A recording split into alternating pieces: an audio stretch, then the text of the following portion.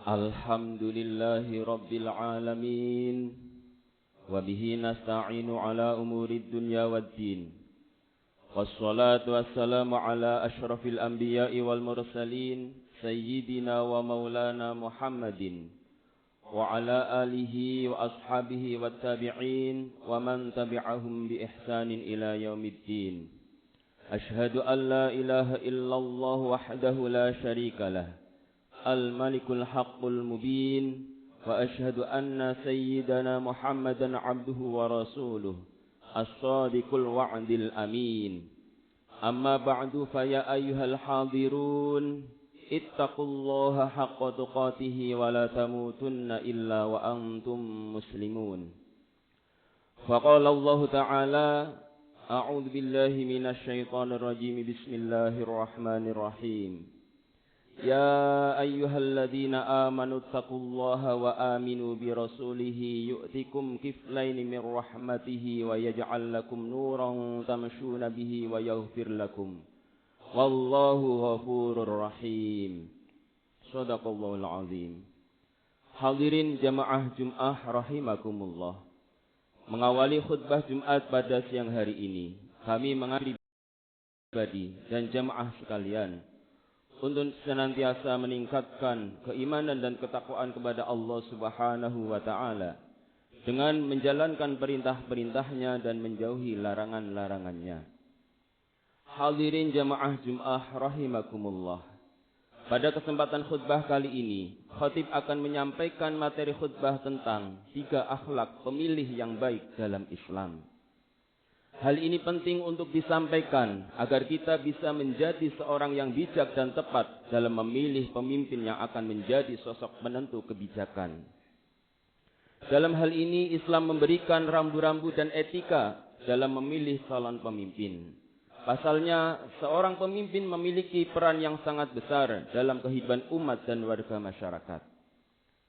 Pemimpin yang baik dan berintegritas akan dapat menjalankan tugasnya dengan baik dan membawa kemaslahatan bagi umat. Berdasarkan panduan Al-Quran, setidaknya ada 3 akhlak dalam Islam untuk memilih pemimpin. Hal ini dimaksudkan untuk mendidik masyarakat dalam menentukan calon pemimpin untuk masa depan. Hadirin jamaah Jumat rahimakumullah. Pertama, jadilah pemimpin yang cerdas. Pemilih cerdas adalah pemilih yang memiliki pengetahuan dan pemahaman yang baik tentang calon yang akan dipilihnya. Pemilih cerdas tidak akan memilih calon hanya berdasarkan emosi atau ajakan orang lain. Terlebih ingin memilih karena materi atau politik uang. Seorang pemilih yang cerdas akan memilih calon berdasarkan pertimbangan yang rasional dan berdasarkan program kerja serta visi misi calon yang tersedia. Dalam Islam, seorang muslim seyogianya menjadi seorang yang cerdas dan jujur. Pemilih yang cerdas akan menyadari betapa pentingnya memilih pemimpin yang terbaik. Pasalnya, bila salah dalam menentukan pilihan, maka pejabat yang terpilih akan mudah menyelewengkan jabatannya. Dalam Al-Quran, surat Al-A'raf ayat 198 Allah berfirman, A'udzu billahi minasyaitonir rajim. Bismillahirrahmanirrahim. Wa tarahum yanzuruna ilaika wa hum la yubsirun. Artinya, jika kamu menyeru mereka berhala-berhala untuk memberi petunjuk, mereka tidak akan dapat mendengarnya. Kamu mengira mereka memperhatikanmu, padahal mereka tidak melihat. Menurut ulama tafsir, ada 3 kata yang digunakan Al-Quran untuk menunjuk pandangan mata manusia. Pertama, nazar, yakni melihat bentuk dan gambaran sesuatu. Yang kedua, basar, yakni melihat dengan mengetahui seluk-beluk serta perincian yang bersifat indrawi dari apa yang dilihat. Dan yang ketiga, ro'a atau ra'yu, yakni melihat disertai dengan mengetahui secara mendalam atas hakikat sesuatu. Ayat di atas dapat disimpulkan bahwa Allah Subhanahu wa Ta'ala menyerukan kepada manusia untuk menjadi orang yang cerdas. Kecerdasan ini dapat diperoleh dengan cara menggunakan akal pikiran dengan sebaik-baiknya, merenungkan ciptaan Allah Subhanahu wa Ta'ala dan belajar dari para ahli. Demikian juga dalam Al-Quran, Quran surat Yusuf ayat 54. Allah Subhanahu wa taala berfirman, agar manusia menjadi orang yang jujur dan cerdas.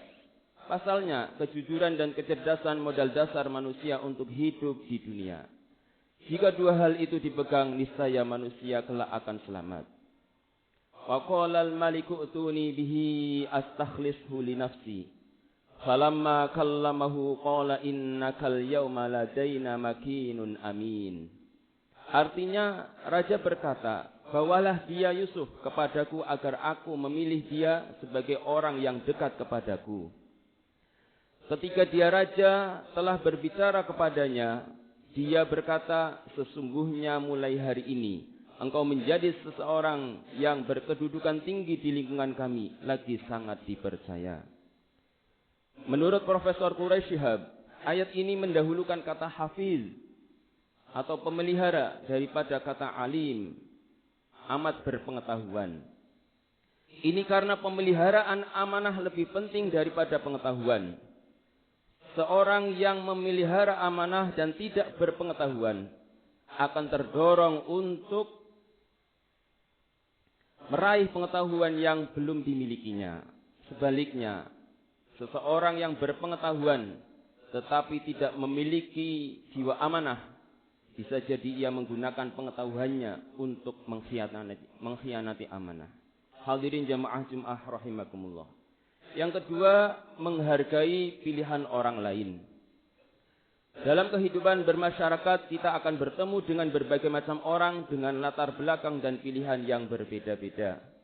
Termasuk dalam kategori pemilihan umum. Tak terkemungkinan antara istri dan suami berbeda. Begitu juga orang tua dan anaknya. Pun antara tetangga dengan tetangga lainnya. Hal ini wajar karena setiap orang memiliki hak pilih. Dan untuk memilih apa yang mereka yakini dan inginkan. Perbedaan pilihan itu wajar, terlebih calon yang akan dipilih pun beragam. Sebagai seorang muslim, kita dianjurkan untuk menghargai pilihan orang lain, meskipun berbeda dengan pilihan kita. Allah Subhanahu wa taala berfirman dalam surat An-Nahl ayat 93. Walau sya'allahu laja'alakum ummatan wahidatan walakin yudhillu man yasha'u wa yahdi man yasha'. Wala tus'alunna amma kuntum ta'malun. Artinya, seandainya Allah berkehendak, niscaya Dia menjadikanmu satu umat saja.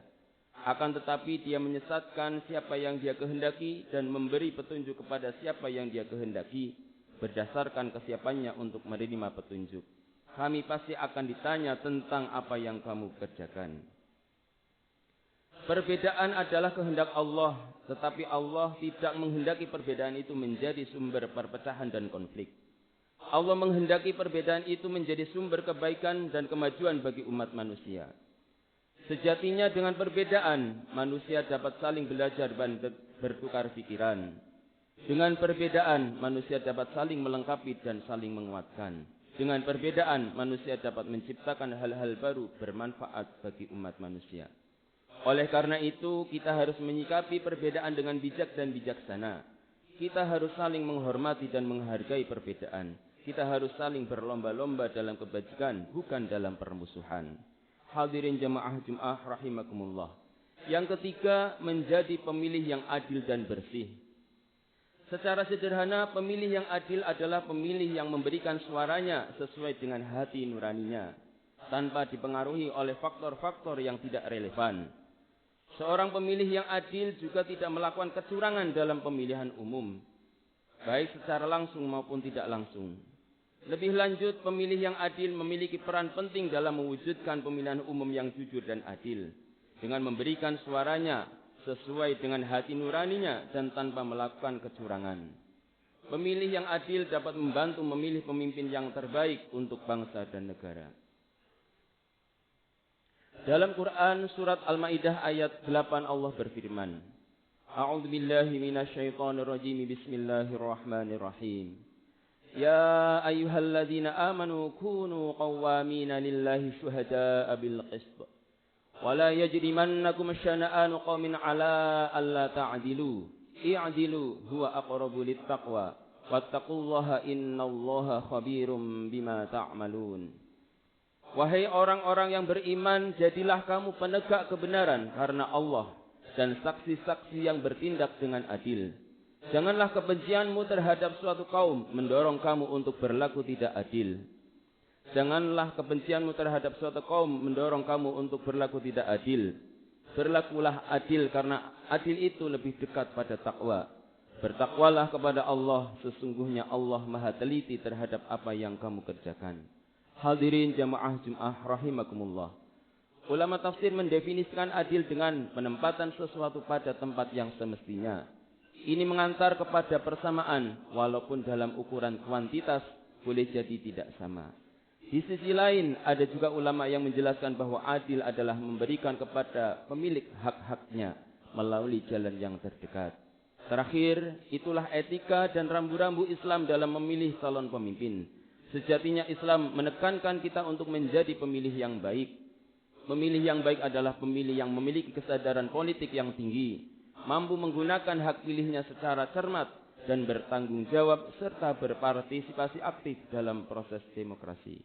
Barakallahu li wa lakum fil Qur'anil Karim wa nafa'ani wa iyyakum bima fihi minal ayati wa dzikril hakim. Wa taqabbala minni wa minkum tilawatahu innahu wal ghafurur rahim.